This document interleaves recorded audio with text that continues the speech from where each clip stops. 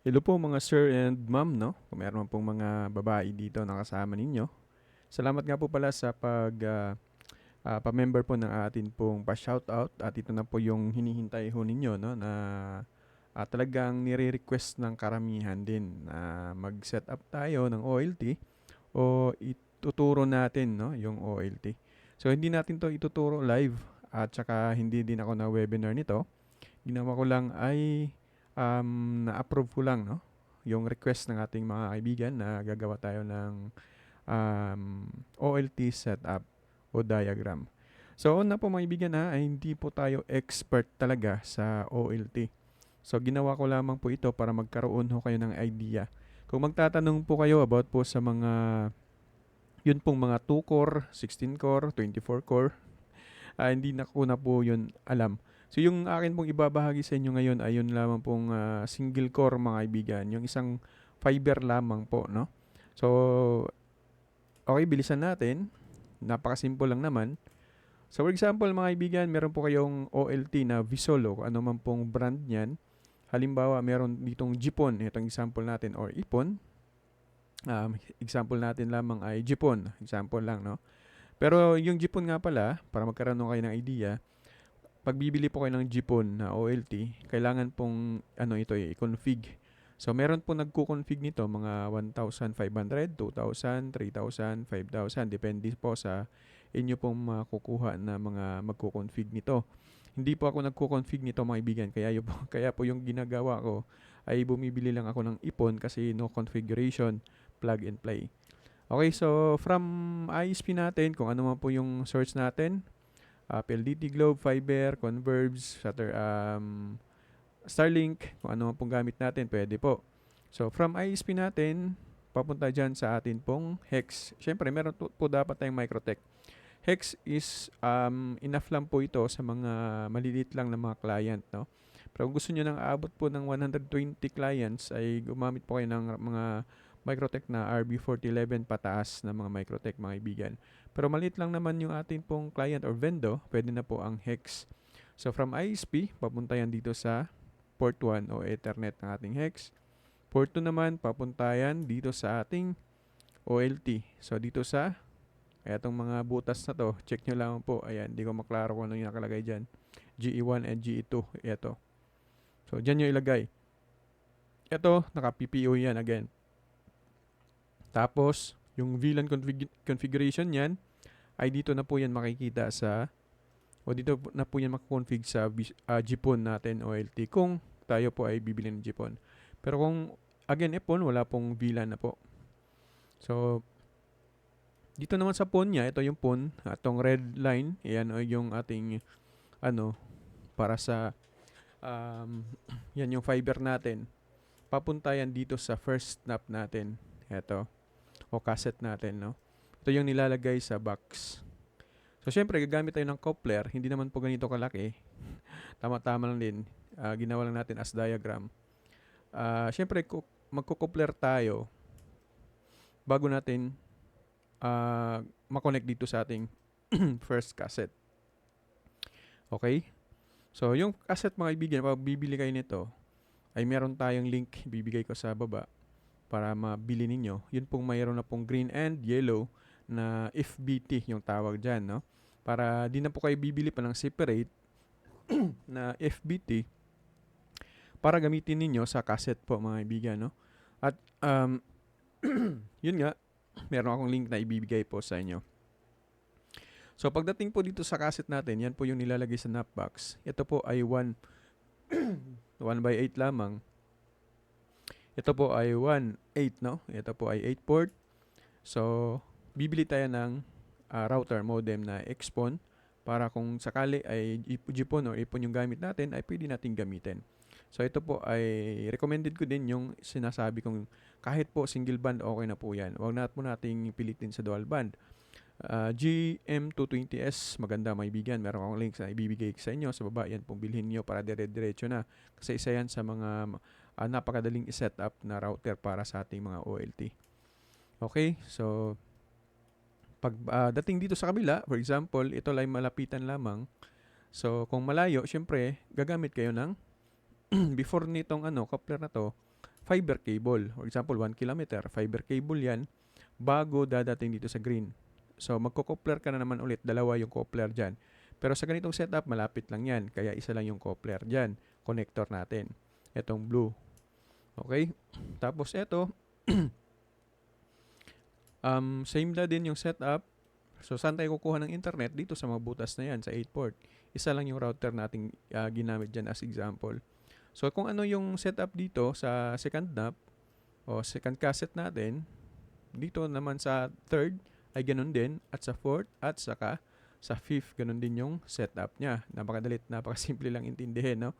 O ngayon, dito tayo sa reading mga kaibigan. So, for example, dito galing sa ating OLT. Tapos yung kanyang kung i-reading natin yan, no? Yun pong galing sa phone natin, direct dun sa tester natin. So, halimbawa, meron siyang positive 7, 5, or 8. So, yan yung kanyang makukuha natin, no? Kung lalagyan ng coupler, posible na magma-minus yan ng 1, no? Or 2. Depende sa coupler din, kaya i-check din po ninyo yung coupler po ninyo. So, pagdating dito, like for example, diretso na siya sa knob natin. So, ito kasing cassette maibigan, yung 1/8 ay mag-a-add kasi yan o ma-minus yan ng mag-a-add yan ng negative 10, no? So, from positive 8, for example, dito, ang excuse lang. Syempre, yung cassette natin pala, gagamit tayo ng by ratio, no? Ratio yung gagamitin natin. Ito yung mga kaibigan, no? Yung ratio niya, 90-10. So, for example, yun yung gagamitin mo. Katalay, meron pong 98-2 nito, 95 and 5. So, yung, for example lamang, gamit natin na ratio sa atin pong cassette is 90-10. So, next natin na cassette is 85-15. Tapos, third is 80-20, 75-25, 70-30. Bakit merong ratio? Para yung kanyang reading ay mababahagi natin ng insakto tama. Para yung lusot niya dito sa dulo ay negative 6. Ibig sabihin, magagamit pa din natin yan sa last snap natin. Kasi pag wala pong ratio mga ibigan, ay, for example, walang ratio, so lahat na po ay bibigay na nung unang knob box. Tapos, sa next box mo or next knob mo, wala nang matitira. Kaya nga po, for example, dito po sa first knob, meron tayong ratio na 9-10. Yung 90, yan yung papunta dun sa kabilang knob. Ito namang 10, yan yung iiwan dito sa cassette natin para ibahagi dun sa pinakaunang mga client natin. O bakit siya naging negative 19? Kasi, for example, merong dito, lagyan natin na yung reading dito is, for example, is negative 9. So, mag-a-add siya ng negative 10, so negative 19. So, habang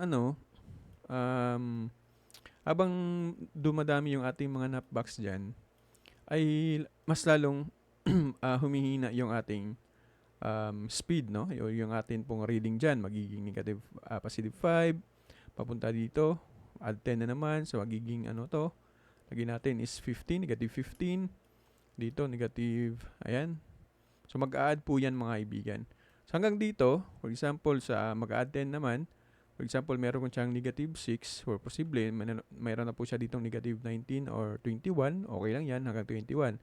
Pero pag tataas na, ay problema na yan, no? Kaya napaka-importante at napakahalaga yung ratio nito. Kung gusto nyong malaman paano, mag-explore lang naman po kayo, no? Explore po ninyo. For example, dalawang kalye, hahatiin mo sila, dalawang kalye. Gamitan mo ng 50-50. So, try mo lang kung pwede, no? Kasi parang ganun yung setup. Para 50 sa kabila, 50 din dito sa kabila. Pero kung isang series lang naman, isang kanto lang, so ito yung setup na gagamitin natin. Etong ganito. Kapag magtatanong po kayo dun sa dalawang kalye, for example, meron ko 2 core na gagamitin. Hindi ko na po alam yun, mga kaibigan. So, ito lang yung pwede kong maibahagi sa inyo, no? Itong ganitong setup. So, ayan.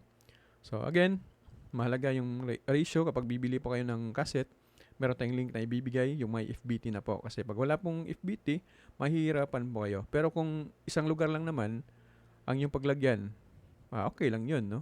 Pero kung mag-a-add ka pa ng mga box, kailangan mo ng kaset na merong FBT kung tayo man po ay baguhan sa larangan po ng OLT, mga kaibigan. So ganun lang po siya kasimple. Ayan, 'di ba? Napakadali pong unawain ng diagram. So doon lang tayo doon tayo sa ratio, tapos yung pag-add ng reading. So yun. Ang gagawin lang natin doon is i-read natin yung ating pong pag-splice. Okay? So check yung ating mga butterfly connector, yung coupler, kailangan talagang i-reading niyo po yan para goods yung atin pong distribution ng atin pong internet. Para hanggang sa dulo, hanggang sa 1, 2, 3, 4, 5 box ay magagamit pa din natin yung ating internet connection. Kasi pag mali dito sa taas, so wala na pong lulusot na internet dito sa last box natin kasi nga po hindi natin na-distribute ng tama dito kasi yung ratio na gamit natin ay mali, no? Kaya nga po, kung tayo po ay gagamit ng OLT, i-test ho natin muna bago natin ilatag. Kung hindi gagana sa 90, lagyan natin dyan 85 yung una na box natin. For example, kung mahina man yung atin pong internet source or connection po natin, no? Yung pong atin pong plan na kinukuha, mga kaibigan. So kung meron mo po kayong mga katanungan, mag-comment lamang po kayo sa comment section at babasahin ko lamang po yan at re-replyan ko po kayo dyan lahat. So maraming salamat po sa pag-subscribe again at sa pagpa-member po ng atin pong pa-shoutout. Okay, so yun lang yung akin pong ibabahagi sa inyo. Maraming salamat po sa inyo.